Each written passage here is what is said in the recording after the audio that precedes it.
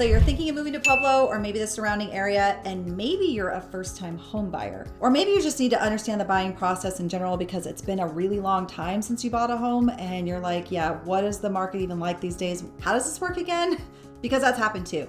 So we're gonna talk about that today. And if this is your first time on the channel and you wanna know all there is to know about living in Pueblo, be sure to hit that subscribe button, click the little bell for notifications so you can stay up to date on all the latest market trends. Hi, I'm Krista, a local realtor in Pueblo. I grew up in Colorado, so you're in good hands on this channel when it comes to having a resource, a native from Colorado who can really give you the lay of the land here in Pueblo and the surrounding areas, give you the scoop of the goods, the bads, the vlog tours, the map tours, the pros, the cons. We're gonna look at it all here. So be sure that you're following along. And if you need someone to help you make a smooth transition here, maybe it's in 10 days from now, could be a year from now, it doesn't really matter. Grab our contact information from that description box below, shoot us a text, give us a call, reach out, set up a Zoom, doesn't matter. Anytime, we're happy to help.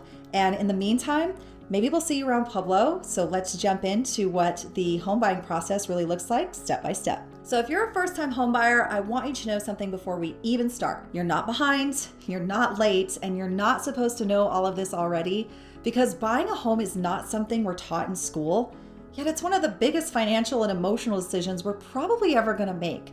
So if the process feels confusing, maybe intimidating or overwhelming, that's completely normal. So what I'm gonna do in this video is walk you through the entire home buying process step by step, using this buyer's roadmap so you always know where you are in the process, what comes next, and why each step actually matters in the process.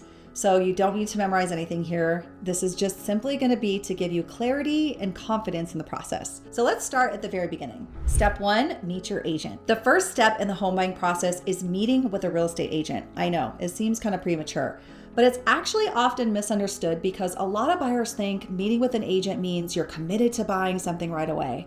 That's just not true.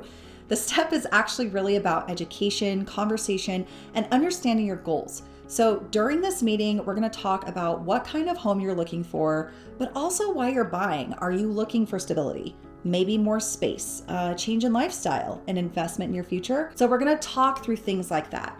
And we're also gonna look at things like the type of home that fits your life, features that matter most to you, areas or neighborhoods you're curious about, and your timeline and comfort level. This is also the time to ask every question you've been holding back. There are no dumb questions in this phase, so my job is really just to help you understand the buying process before anything else is involved. Step two, pre-approval. So once you've met with your agent, the next step is gonna be to get you pre-approved by a lender. This is super important because pre-approval is actually where a lender is going to look at your financial picture to determine what you can afford, the comfortability, not just technically, which includes reviewing your income, your credit, your existing debts, and your savings.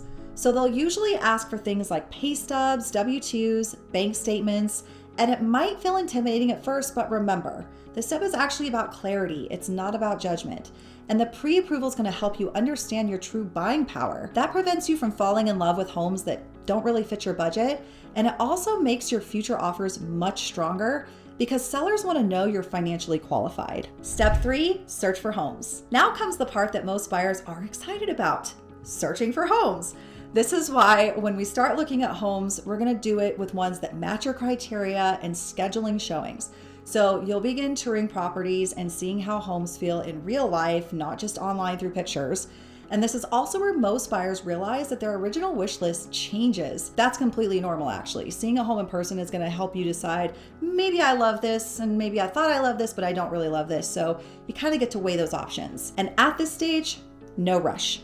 It's about learning, comparing, and getting comfortable with the market. That's really what's most important here. So step four, let's talk about the advanced search. So step four, advanced search. So once we get here, what we're gonna do is as we narrow things down, we're gonna use an advanced search tool to make sure that you're seeing every available home that fits your needs. This is gonna include monitoring things like new listings, price changes, homes that might not be widely advertised, and these tools are going to ensure that nothing is missed and that you're always aware of opportunities as soon as they appear. And that's actually really, really important in the competitive markets where timing is going to matter. You want to know when something that you're looking for pops up right away. So step 5, showings. So let's talk about this. During the showing phase, you're going to walk through homes and then you start imagining your life in them. That's the fun part.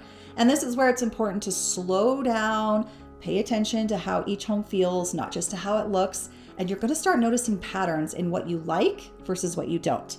So our job here is to help point out things that you might not think about. Things like the layout flow, the condition, the long-term maintenance, and resale considerations, so you're not making decisions based on emotion alone. That's not gonna help you in the long run. Step 6, offers. So once you found the home that feels right, it's time to write your offer. And this is where strategy is really gonna matter. Your agent should help determine an appropriate price based on comparable sales, market conditions, and your comfort level. And the offer includes things like purchase price, earnest money, timelines, and terms that protect you. So it can feel nerve-wracking in this step, especially for first-time home buyers, but you won't be doing it alone. Everything is explained before anything is submitted. Step 7, negotiation and contract. After the offer is submitted, negotiations may begin, and this is where the seller can either accept, counter, or request changes.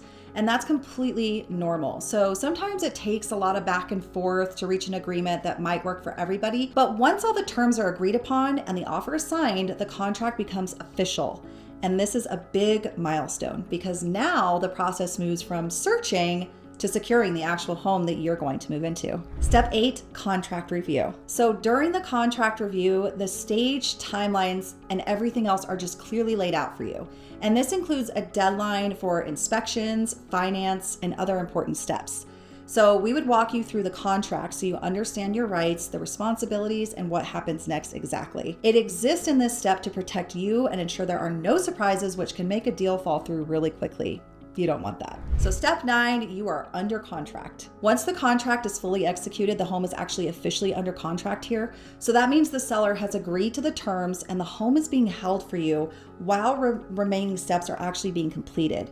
So from here, the focus shifts from inspections, appraisals, and final loan approval. Step 10, final details. This stage includes several important behind-the-scenes steps. So you'll complete your home inspections to understand the condition of the property, super important.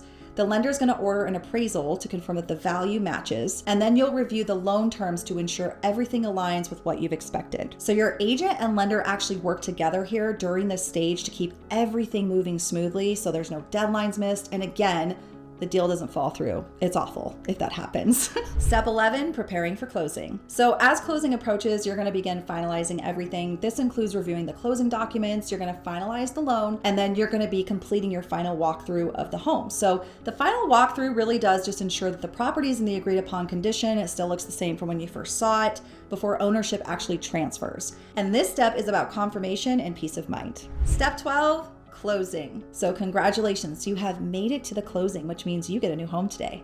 So closing is the final step in the home buying process. This is when documents are signed, funds are transferred, and ownership officially changes hands. It's typically facilitated by a title company, in rare cases, maybe an attorney.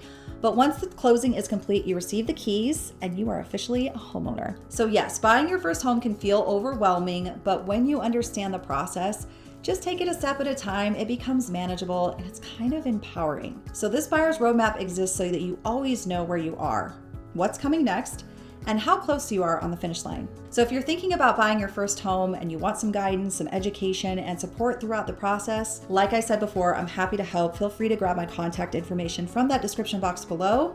And in the meantime, maybe we'll see you around Pueblo.